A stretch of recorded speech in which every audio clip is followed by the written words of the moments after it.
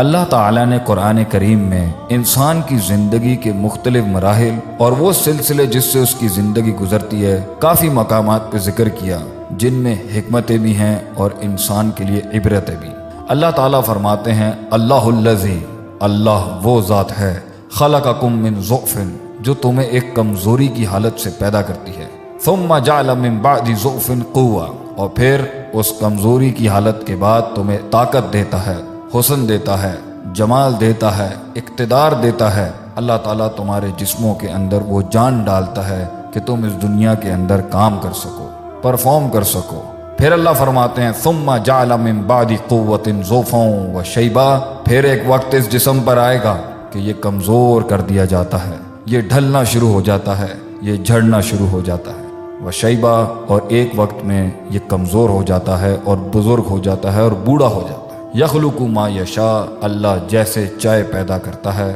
وہو العلیم القدیر، اور وہ علم والا اور قدرت والا ہے۔ اللہ تعالیٰ انسان کو ان آیات میں یہ سمجھانا چاہتے ہیں کہ تیری زندگی کمزوریوں کا دور ہی ہے، تو پیدا بھی ایسے حقیر نطفے سے ہوا، تو اس کے بعد ایک اور کمزوری کی حالت میں جاتا ہے، پھر تو ماں کے رحم میں کمزوری میں ہوتا ہے، پھر تو اس دنیا میں پیدا ہونے کے بعد ایک کمزوری اور ضعف کی حالت میں ہوتا ہے۔ طاقت اور اقتدار، جسم میں قوت اور توانائی اور کچھ کرنے کا جذبہ کچھ ہی سالوں کا تجھے ملتا ہے، جس کے اندر اللہ چاہتے تھے کہ تو اس کی عبادت کرتا، اس کی فرما برداری کرتا، خواہشات کو ختم کر کے اپنی نفس سے لڑتا اور اپنے آپ کو ایک کامل انسان بناتا اور پھر اللہ کا ایک غلام بناتا۔ مگر انسان اپنے اس چھوٹے سے وقت کے اندر، جہاں اللہ فرماتے ہیں ثم جعل من بعد ضعف قوة، جب ہم اس کمزور اور ضعیف حالت کے بعد، جو اس کا بچپن تھا، اس کے بعد اس کو جوانی دیتے ہیں اور قوت دیتے ہیں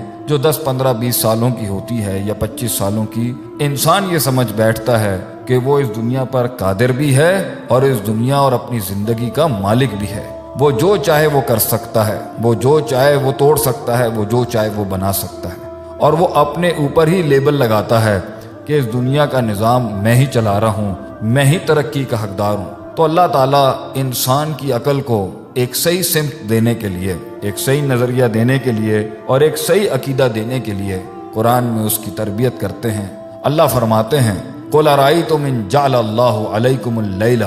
سَرْمَدًا إِلَى يَوْمِ الْقِيَامَةِ، کہ ان سے پوچھو، اور کیا ہی انداز ہے ہمارے اللہ کا۔ اللہ کہتے ہیں کہ ان سے پوچھو کہ ہمیں بتلائیں، جبکہ اللہ تو ہر چیز کا علم رکھتا ہے۔ ان جعل اللہ علیکم اللیل سرمدا الی یوم القیامہ، کہ اگر ہم رات کو حکم دیں کہ وہ قیامت تک ان پر پرماننٹ ہو جائے، ان پر رات ہی رہے، من الہ غیر اللہ یاتیکم بضیاء، تو کون ہے زمین و آسمانوں میں جو روشنیوں کی کرنیں تم تک لے کے آ جائے؟ افلا تسمعون، تو کیا پس تم کان نہیں لگاتے ہماری باتوں کو؟ دوسرا چیلنج اور دوسرا سوال اور دوسری نصیحت اور دوسری حکمت، قل ارائیتم، ان سے کہو کہ ہمیں بتلائیں، ان جعل اللہ علیکم النہار، کہ اللہ اگر دن کو حکم دے سرمدن الی یوم القیامہ، کہ وہ قیامت تک ان کے سروں پر دن ہی رہے، من الہ غیر اللہ، تو کون ہے اللہ کی ذات کے علاوہ، یاتیکم بلیل، جو ایسی رات لے آئے،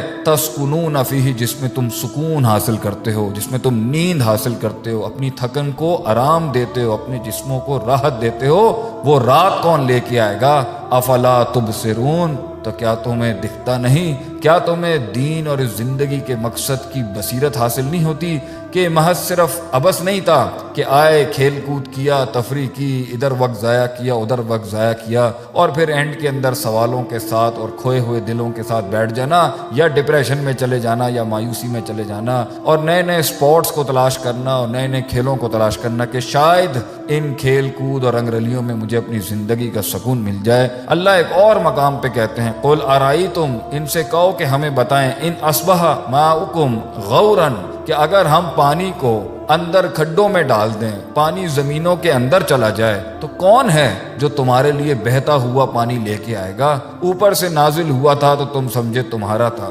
زمین کے اندر لے جائیں گے تو تم اسے واپس کیسے لے کے آؤ گے؟ اللہ فرماتے ہیں ان باتوں پہ تم غور نہیں کرتے۔ ایک اور مقام پہ اللہ فرماتے ہیں قل ارائیتم ان اخذ اللہ سمعکم وابصارکم، کہ اگر اللہ تعالیٰ ان کے سننے اور دیکھنے کی طاقت کو ہی لے جائے، وختم علی قلوبکم، اور ان کی سمجھنے کے اوپر، ان کی دلوں کے اوپر مہر لگا دیں کہ یہ صحیح اور غلط کا فیصلہ نہ کر سکیں۔ من الہ غیر اللہ یاتیکم بہ، تو کون ہے جو تمہاری نظروں کو واپس لا کے دے سکتا ہے؟ تمہارے سننے کی طاقتوں کو کون لا کے دے سکتا ہے؟ اگر اللہ تمہیں بہرا بنا دے، گونگا بنا دے، اندھا بنا دے، اور تمہارے دل اور سمجھنے کی طاقت ہی ختم کر دے اور تمہیں پاگل بنا دے، کون ہے اللہ کے سوا جو ان طاقتوں کو تمہارے پاس واپس لا سکتا ہے؟ بلکہ اللہ تو فرماتے ہیں امن یجیب المضطر اذا دعاہ، کون ہے جو جواب دیتا ہے اس بے قرار کو جب وہ تکلیف میں تڑپتا ہے اور ہمیں پکارتا ہے، اذا دعاہ، جب وہ یاد کرتا ہے ہمیں، تسبیحاں پڑھتا ہے ہماری، جب زندگی تنگ ہو جاتی ہے، آسمان زمین اس پر گر پڑتے ہیں